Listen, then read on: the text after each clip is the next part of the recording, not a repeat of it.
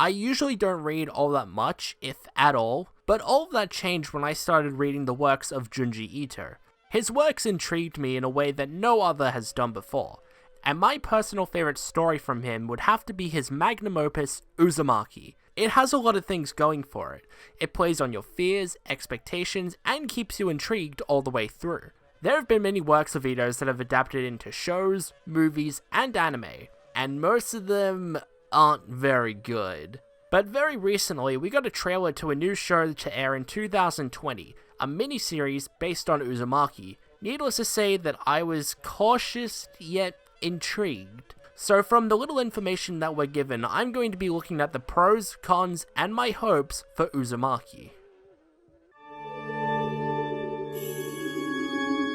The fact that Uzumaki is going to be made into a 4-episode series will perfectly fit well with the show. The book itself was separated into 3 volumes and altogether had 19 chapters, so I like to see how they managed to shorten the series down instead of doing the typical continue the show even though the manga isn't completed trope from the late 2000s. The fact that the series won't be going on for too long could potentially work, depending on the length of each episode. At most, I'm expecting 30 minutes per episode, which may sound like a disaster to most fans, but honestly, you can make the show work by trimming down some of the episodes. I'll talk about this soon.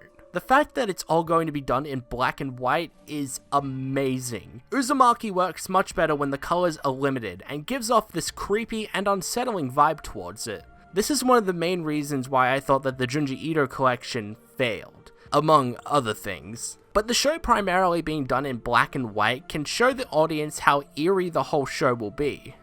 Speaking of things that are eerie, Colin Stenton doing the music for the show is a great idea. For those of you who aren't aware, Colin previously did the music for the film Hereditary, which he did a great job for, and from the sample that we get from the trailer, it's just perfect to the series.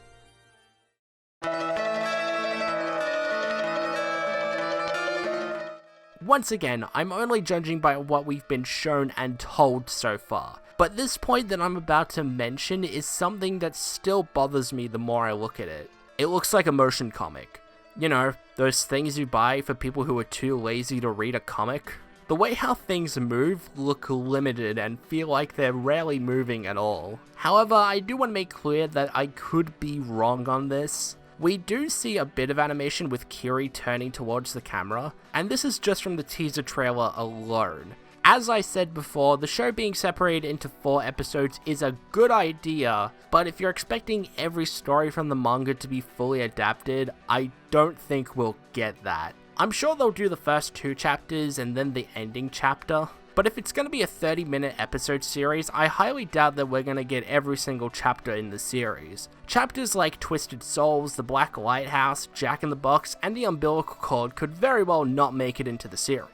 My final con for this video is more of a personal one, but I think it's important nonetheless. Junji Ito's adapted work isn't very good. Most of his adaptations are nowhere near as good as their original counterparts. Most of the live-action ones are at worst hilarious, and at best Uzumaki from 2000. My opinion on this film is very mixed in general. I liked most of the changes that they made, and they did stay very faithful to the original source material, but most of it felt like that there was something missing. Don't even get me started on his animated works. The Junji Ito collection is very mediocre to the point where it's not even worth watching. You're much better off just reading his works, as the suspense in the books work infinitely better than their original animated counterparts, but that has nothing compared to Gear!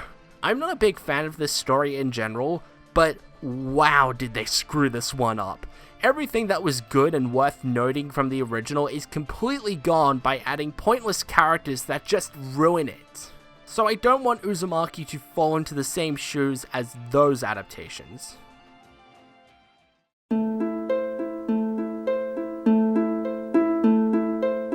In this part of the video, I want to talk about what I want to see from the series. Keep in mind that most of these expectations probably won't happen, but if they do, that's cool. So regarding the length, don't worry, this will be the last time I'll bring it up. I would like to see the episodes be a little longer than your traditional anime episodes. At most, I'd like to see episodes expand to 45 minutes to try and fit as many stories from the manga as they can.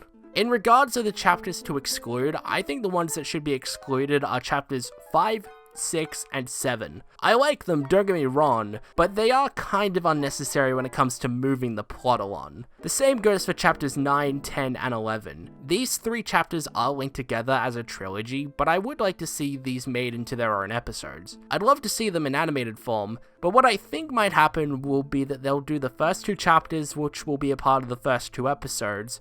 Episode 3 will feature the more iconic stories, and the final episode will be the last few chapters of the manga. Realistically, I could see that happen, but I so desperately want to see all the chapters being animated, even the ones that are just okay or mediocre. I really want to see this series succeed.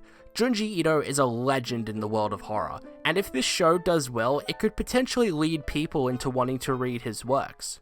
Uzumaki has a lot riding on it, and all I want in return is a good series. I don't care if it's 100% accurate to the book, usually most properties aren't, but if the show manages to be good or even great, this could lead to his other works being adapted. If it fails, at least we still have his books that still hold up to this day.